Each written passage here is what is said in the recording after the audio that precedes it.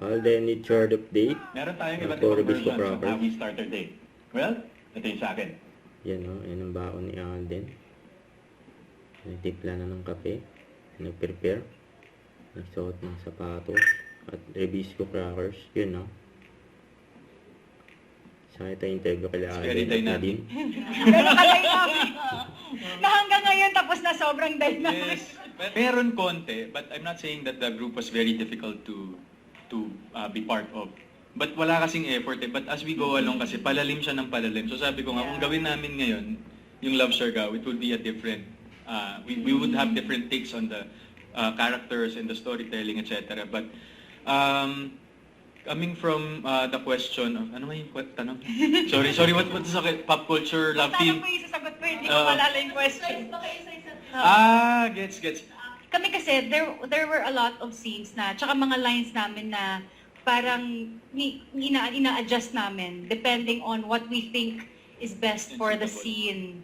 So, yun, parang hindi ko yun expect na pares kami ng wavelength na, ay, parang dapat yata ganito yung gawin natin or dapat ganito. So, hindi ko yun expect yun sa kanya na sobrang collaborative siya. Yes, and we are very much grateful with production kasi they are acknowledging our inputs. And that's how a great production and a great project foster and prosper. So ako naman, parang ang issue ko talaga si Kailin eh. Ako din, issue ko din si Alvin. Aray mo! Aray mo! Aray mo! Aray mo!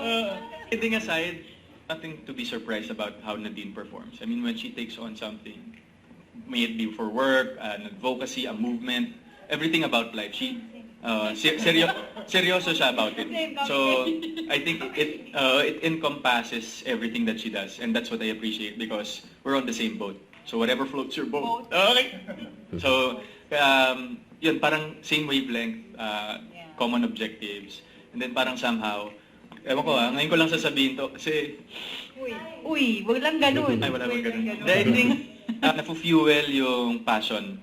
Na-fuel ni Nadine yung passion ko and somehow I was able to fuel hers as well. Yeah. Which is a good As thing. in, kami, sobrang cooperating kaming dalawa. Tapos kung ano yung sinabi niya, yun na rin. Tsaka, Sinabi mo na lahat. ang problema ko kasi yung Kailin Alcantara. Ayun na.